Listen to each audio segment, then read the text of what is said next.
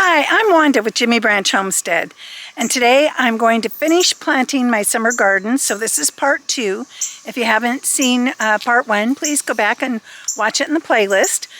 And hopefully, we're supposed to get storms late this afternoon, and it's 11:30. So I'm hoping I can get it all done before the storms come in.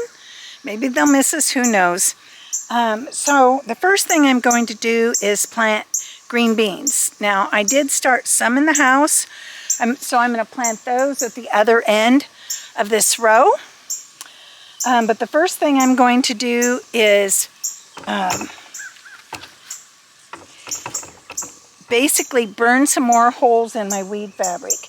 So in the past, I planted things like tomatoes or different things that was, or peppers or okra that I skipped a spot. And so these are about a foot apart. So what I'm going to do is I'm going to go back and burn a small hole in between the two holes. And also this watering hose section, or part of the watering system, is not long enough because the last time I planted, I did not plant all the way to the end. So I'll need to replace that as well. But first I'm going to go through and just burn the holes, and then next we'll plant those down there. So I'll bring you along. But I think you can see all the way first, and I'm going to use a couple things.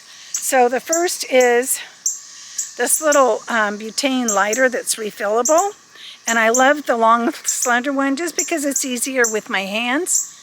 And I just felt a drop of something, but I don't see enough clouds to do anything, so hopefully it'll hold off. And then I just push here, and you can't probably really see the flame, but it's going. And then this here is a lock that I can actually lock it on, so my poor thumb doesn't wear out while I'm doing the whole.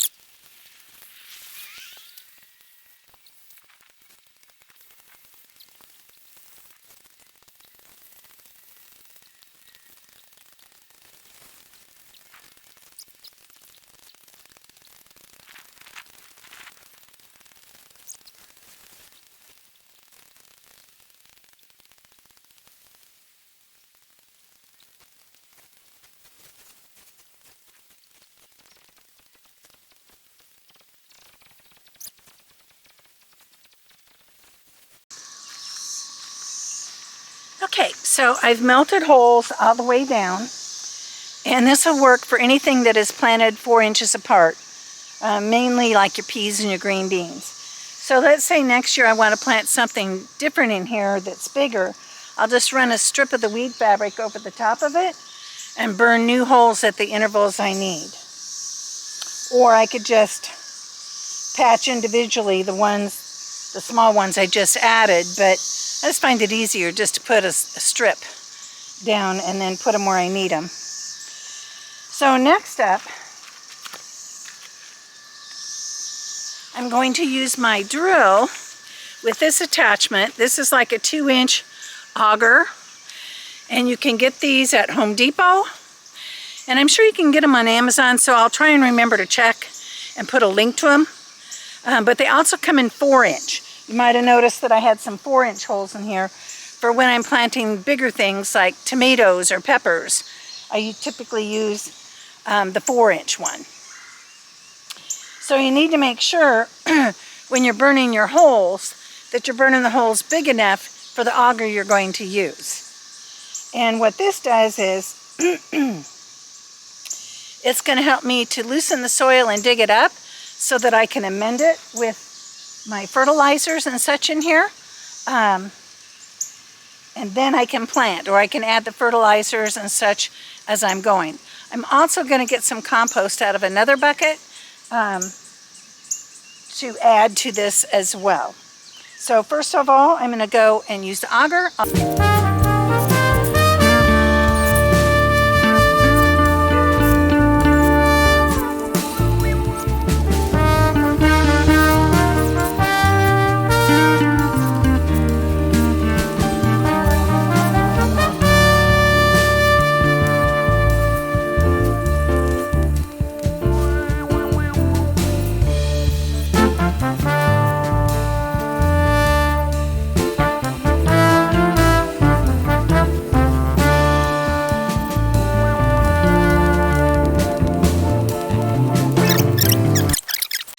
So I have my compost here in the wheelbarrow, and I have my fertilizer, and I have my plants. So this first end is where I'm gonna, some of them that I started inside, that's where I'm gonna plant them. So whenever using fertilizer, even though mine is completely organic, I highly recommend using gloves. And I actually like these with the plastic linings better, because I feel like they protect your hands better from any fertilizers, especially if you're not using organic fertilizers.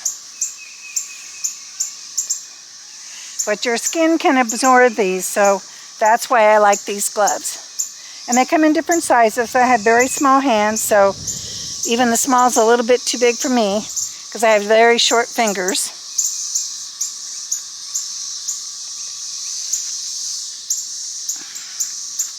But they're not too bad. I've had other smalls that are like swimming in. That's probably a little bit better setup.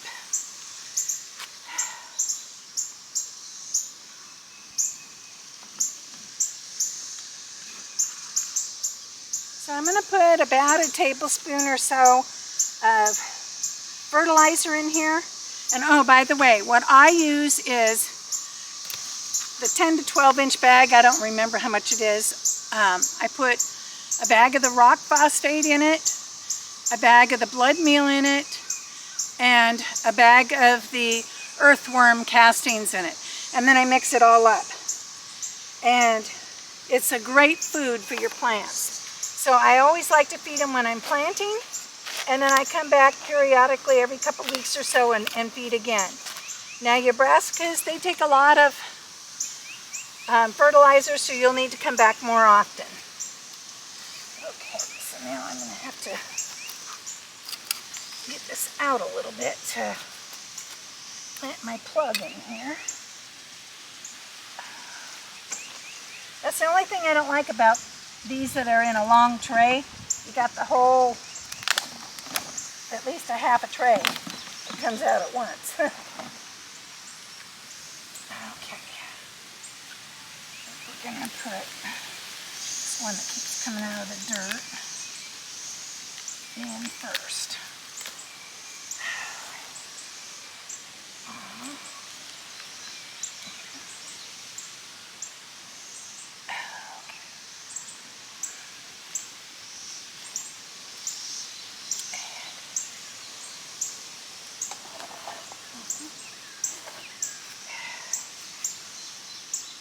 With a little bit of compost,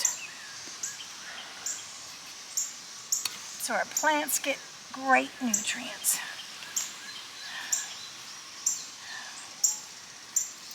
And this is compost that I composted all last year.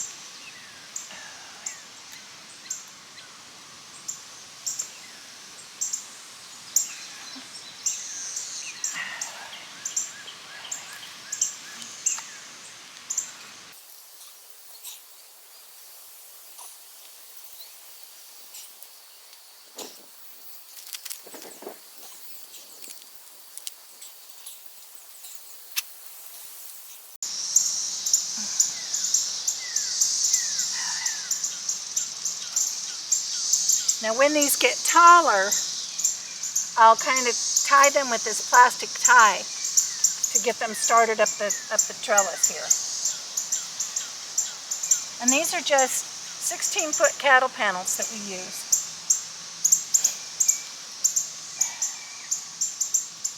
I like it much better than having to stake each one.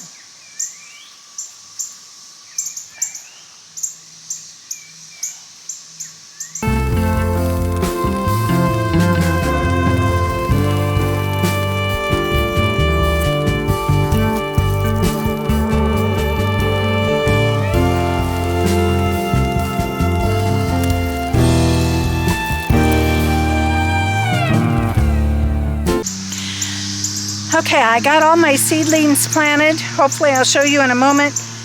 And I'm planting the seeds now for the rest of the way. We do have some storm warnings out. It's clouded up and the wind's starting to pick up. So I'm going to try and at least get this done today.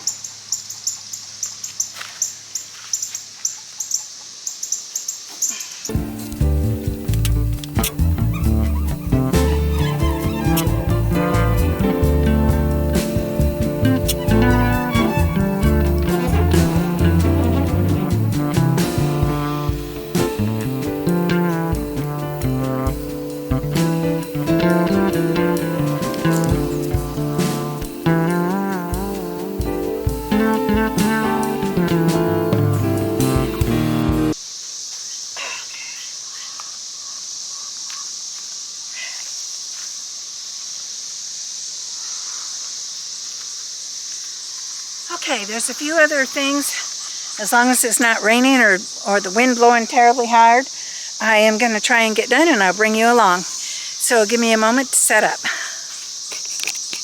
Okay, the last thing that I need to plant in ground is my corn. And we like the peaches and cream. It's a very sweet corn.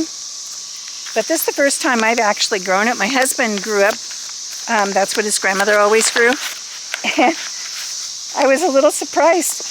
The corn kernels are like a pink, like a coral pink. So there's supposed to be 150 seeds in this, so I'm sure this little packet's going to be enough to plant this row. And I'm still under the gun for the weather, so I'm going to try and hurry. I'm not going to mess with a lot of amendments. I did grow peppers in here last year and heavily amended it. I'm just really going to try and get these in the ground, and I'll worry about feeding them later. I'm a month late getting my corn in the ground. It should have been planted May 1st. So the good thing is our first frost date isn't until usually mid to late October. So, okay, I don't know how much of that you got it. For some reason my camera just shut off. But I just planted this row with the peaches and cream corn, and I planted them about 3/4 of an inch deep all the way down. So that's the last of my in-ground crops. So next we're moving to the greenhouse. It's not finished yet. It has no roof, but I do have plants and buckets in the greenhouse. Okay, so for the next planting, I'm going to fill this big blue bucket and this bucket half full of bark chunks. And then I will be putting in the compost on top of that. Okay, so this was a mixture of the remaining compost that I had and starting mix that I had in a lot of trays that didn't take for some reason. They were failures. So I've just mixed that all together, and I'm going to put some in the top of that little brown bucket, and then I'll put the rest in this blue bucket.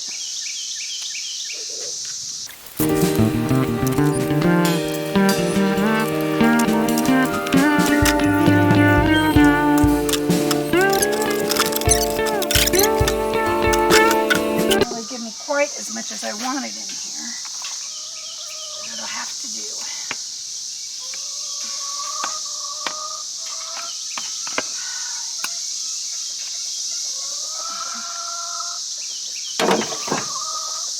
There's a grub. My chickens are like that. Okay, my camera shut off, so I don't know how much of that you got. But the first thing I planted was a toothache plant. I don't know if my camera's overheating or what. Yeah, it might be a little bit, but it doesn't really feel that hot. So in this bucket, I've planted 3 of the toothache plant. And to use them, you just use the little flowers or the leaves, you chew them up, or put them on the tooth that hurts. So I think these are only an annual, but I'm going to try and keep them in the winter in the greenhouse, just to see if I can keep them growing. So that's the first thing. Now we're going to work on the blue tub over here. Well, you can see that here.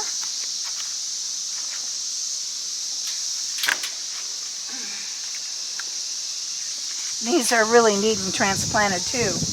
These are celery plants. So this is the Utah celery. I do notice when you grow celery at home, it doesn't get the stalks usually as wide. Maybe I'm not feeding them enough. I'm not sure. As when you buy them. But I still use them and freeze dry them, and they're great for cooking. Come on, get out of there.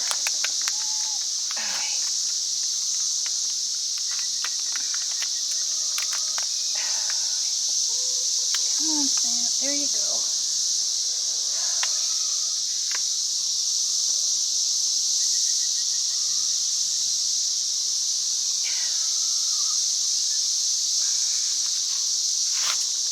And I'm going to plant these about 4 to 6 inches apart.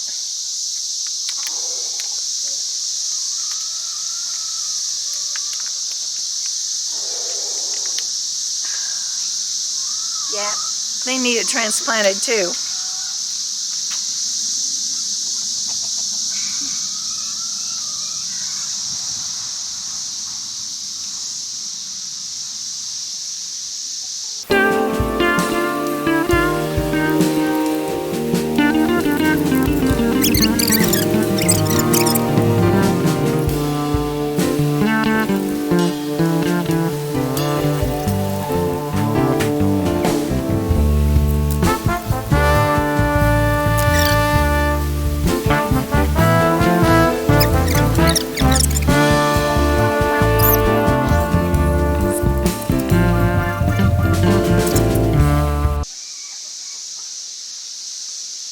Okay, so now I have this tub planted in celery. Okay, let's see.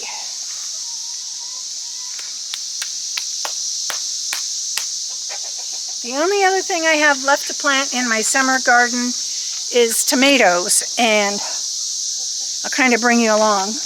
These are all planted. These are our fresh eating Jet Star tomatoes. And I'm going to drop some ropes from the top for them to grow up on because they will get very tall. And the other tomatoes I have are Amish paste tomatoes. And I'll check with you in just a moment till I get over there, and I'll show you where they are. So a couple days ago I did plant these last 2 sections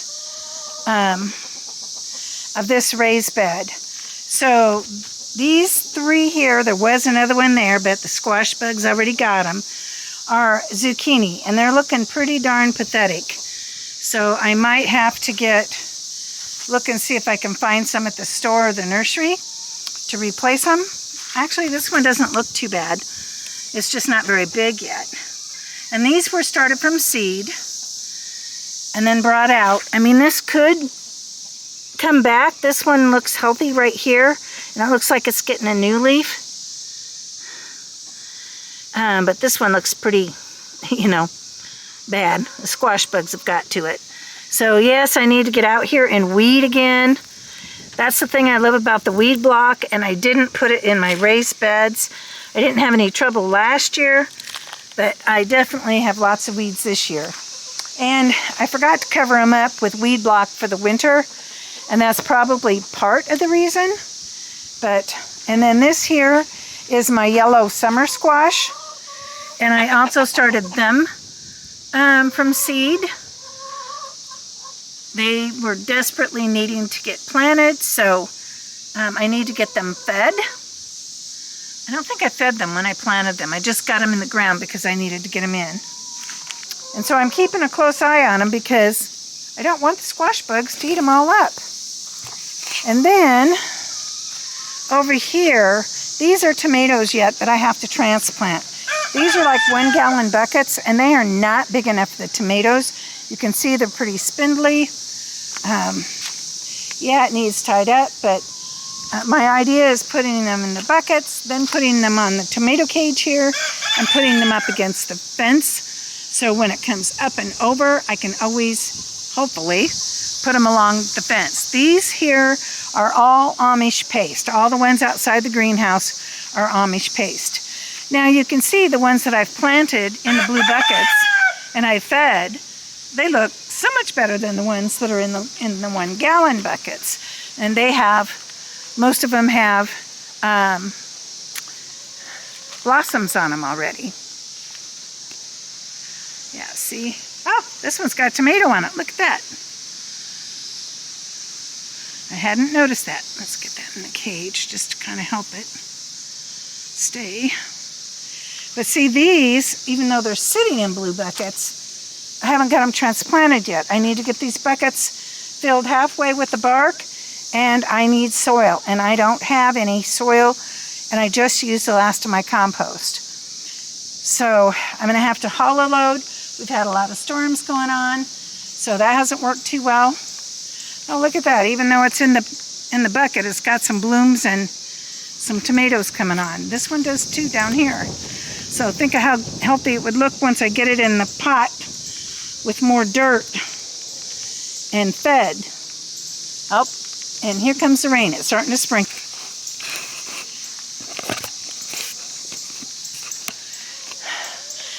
This is where I'm going to end today's video. If you're enjoying this type of video, please give us a thumbs up, subscribe, and share our videos. It's the best way that you can help us to grow our channel. Thank you so much for watching Jimmy Branch Homestead.